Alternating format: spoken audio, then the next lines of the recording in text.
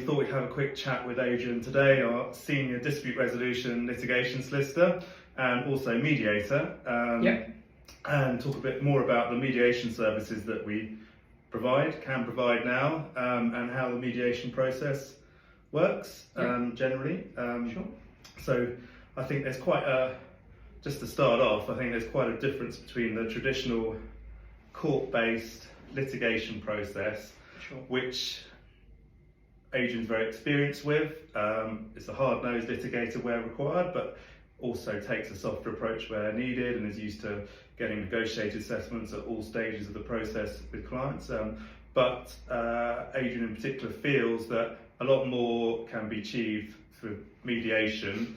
Well, I'm kind of pre-answering the questions here, and also that there's more impetus, particularly there's more requirements, more pressure in different ways from the courts for clients to go through the mediation process. That's correct, yeah. So yeah, I've just set the scene basically a bit there, but yeah, first of all, Adrian, so you've got years as a litigator, you've seen the process inside out. Yeah. Why do you want to do more mediation now? What do you think is so good about the mediation process?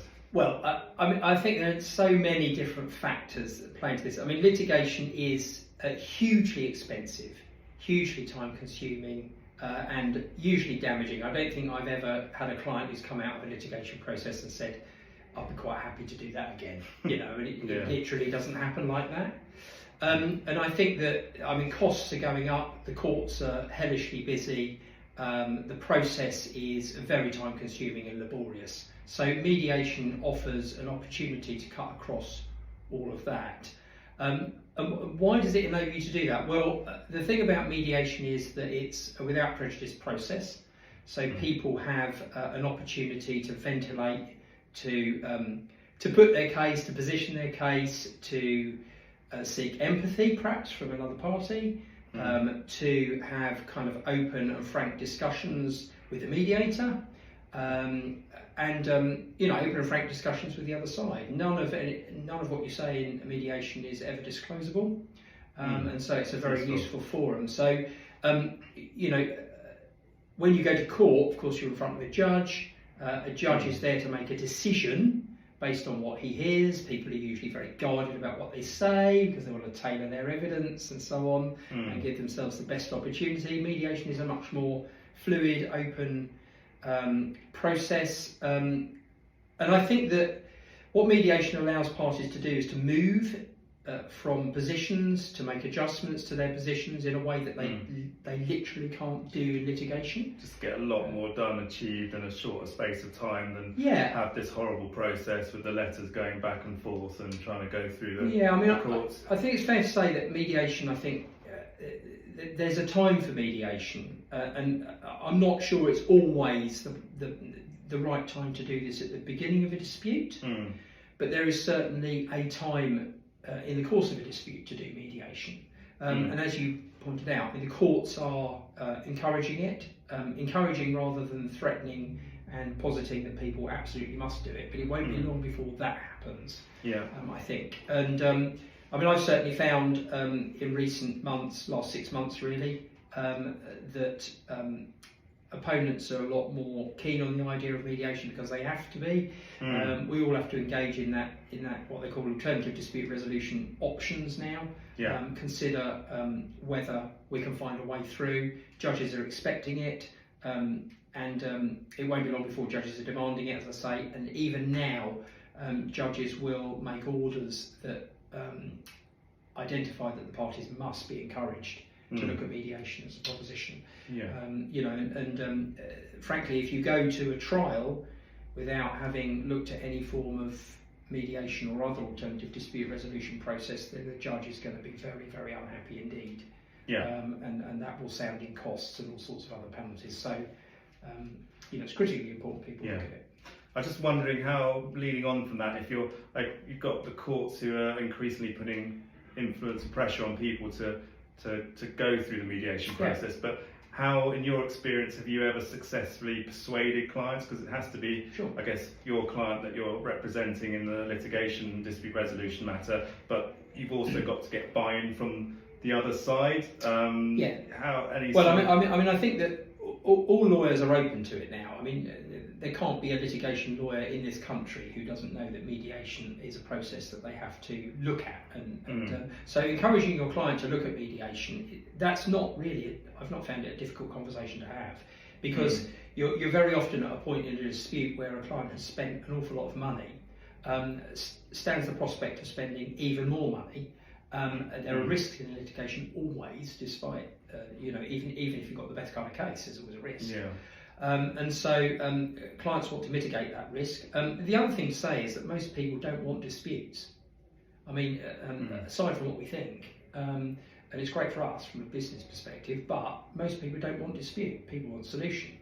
And do you, in your experience, where you've seen mediations, whether it might be one that you've referred to a mediator we know, or you've been involved with yourself, is there a much better feeling at the end of it? They've got a resolution, the parties have some kind of relationship at the end of it, rather than absolutely hating each other's guts. Yeah, that's a good point. I mean, a lot of mediations will settle on the day. Some mediations won't, but it's a conduit for discussion, so discussions can go on afterwards and a deal can be struck later. It's always nice if you can get a deal on the day.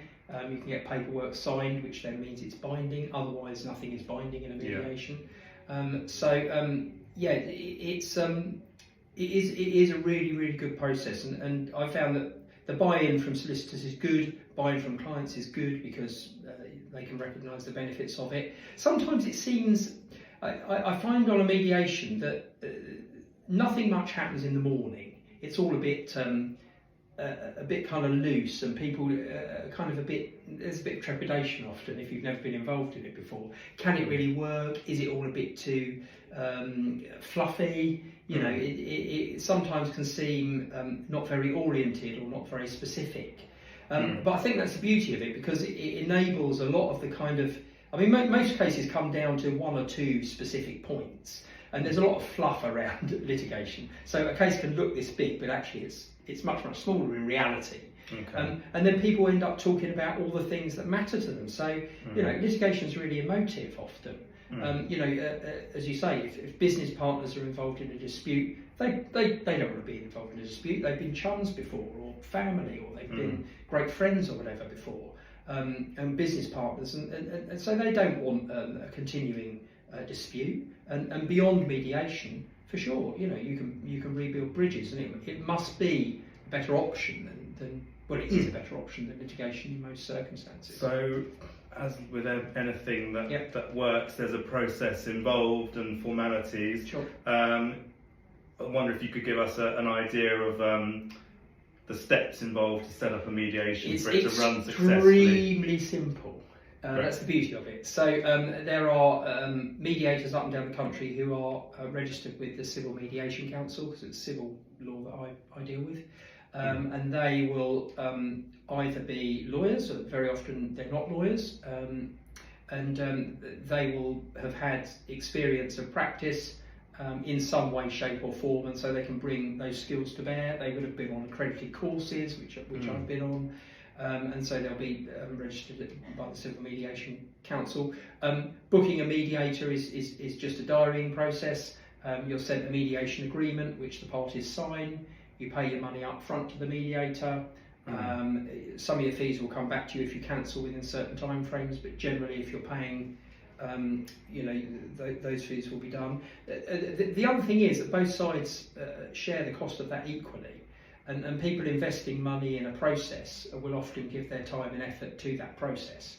And so there is a commitment on both sides to do that.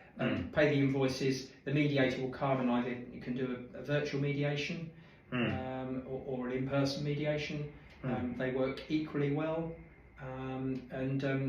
So virtual one now with video conferencing facilities, with that all works pretty well. Stuff. It's very easy to set up. Yeah, and what they do, you see, is to have you can have a group session, which is a plenary session. They're less popular these days because people who are locked in dispute generally don't want to meet each other.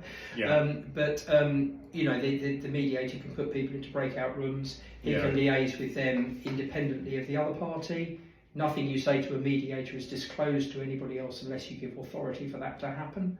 Yeah. So it's a truly, well, I don't like the expression safe space, but it is you know, it's a safe space. You could discuss things with the mediator. That kind of relates to the next question. I was going to ask the next question about how do you maintain neutrality, which like, as solicitors we've always got to avoid conflicts of interest, whereas now you've got two different parties, you're the mediator and you've got a... Well, I think the thing about mediation is that it's not a judicial process, so the mediator is not there to make a decision. The mediator is not there to decide what's right and what's wrong. It's just as a conduit to get the parties to move. And that doesn't mean moving off your position necessarily, but moving towards settlement rather than towards conflict, which is what the litigation process, unfortunately, demands. You know, you get two solicitors in a room, they'll argue. I mean, that's just the way it is. What's the typical cost of a mediation process? Okay, so that depends. That will depend very much on the value of the dispute. So mediators typically charge fees according to values of claims. Okay. But some claims, of course, don't have value necessarily. Okay. Does it also involve having to read a lot of information and being you'll pay a fixed fee for a mediator. So typical fees in a sort of dispute I handle are probably £1,500 to £2,000 per party. And if the mediator is registered for VAT, that's on top, of course. But that'll be a flat fee, so you'll get the mediator then, that will enable them to read into the papers, enable them to be present for the day, probably for into the night as well. You know, you get a fixed number of hours and then you pay additional if it goes over. I always like the idea of getting mediations done in a day. Because nobody works very well after hours. If you know, sit in a room for 10 hours or 12 hours, you're never going to make good decisions. It'll just get worse and worse, I guess. So do you try and sort of push people on and sort of say this is the time? It has a natural. It has, as I say, mornings tend to be a little sort of fact finding, really, and then things start to sort of creak and break, and things start to move. You know, kind of after lunch, when people realise that the clock is ticking a bit. Sometimes one party will have a deadline. You know, they might have to be somewhere to pick up kids, or you know, have something that they've got to do in the evening. So that can be a catalyst as well. I mean, I think the thing with mediations is mediations can go for more than a day. You know, you can have a 2-day, 3-day mediation. Depends on the complexity, I guess. Yeah, I mean, there's no desire to rush it, but I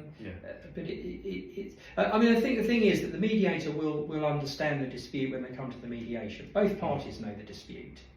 So everybody's on an even playing field. And as I just said, the mediator isn't there to decide anything. The parties know what they want. It's just a case of the mediator trying to find commonality by speaking to the parties individually, you know, areas of possible agreement. And the interesting thing about that is that you very often think you can't agree anything. But on a list of, say, 7 things, there might be 3 things you do agree on. And those are focused on those, And at the mediation, will it be common for the parties to have their solicitors present as well? Yeah, I mean, that is common, to answer your question. But, you know, the focus is very much on the parties. I mean, although I'm a solicitor, and a litigation solicitor at that, I think lawyers do get in the way of disputes. You know, they get in the way of settlement very often. And I think that the job of a good mediator is not to bypass the lawyers, but to try and get to the heart of the matter with the parties. And I think that's critically important. You will often find, and this is no criticism of our split profession, barristers or solicitors who are you know, good advocates, you know, positioning themselves, delivering position statements and behaving like adversarial advocates. This is not really suitable for a mediation setup, and it's not what is needed. You've got a very different forum where everyone's much more closely aligned, I guess, or trying to reach a successful resolution without all the back and forth and such adversarial. The adversarial positioning is the right way to behave in a courtroom. If you're having to make points, to make your positions clear, but you know, mediation doesn't demand it or require it. So if you're advising a client to prepare for a mediation and how they should go about it, if they're attending as the party, what advice would you give them to get the most out of the mediation to hopefully resolve? I think come with an open mind. Come with kind of a good heart. You know, you need to come more with. It's quite an emotive process, I've found. So even though we think that litigation is about sort of hard-nosed, you know, facts and figures, and very often underlying all of that, there's an emotive reason why people are in dispute. And I think if you come with the right thing in your heart, you've got everything in your head because you're in the litigation. But you come with a good heart and with a desire to find the best solution that you can. That doesn't mean giving up ground necessarily. It doesn't mean taking ground from the other side, but it's just having a willingness to think that this is an opportunity, and probably your best opportunity, to find a way out and to solve that dispute without going in front of a judge who's going to decide something which may not suit you. And I think all parties have the same risks in litigation. They may be greater or lesser depending on your actual case, but there is risk for everyone. And you know, any party that says, you know, we're going to win, we'll see you in court, you know, we've got no risk, they're lying, frankly, because there's always a risk. Yeah, definitely.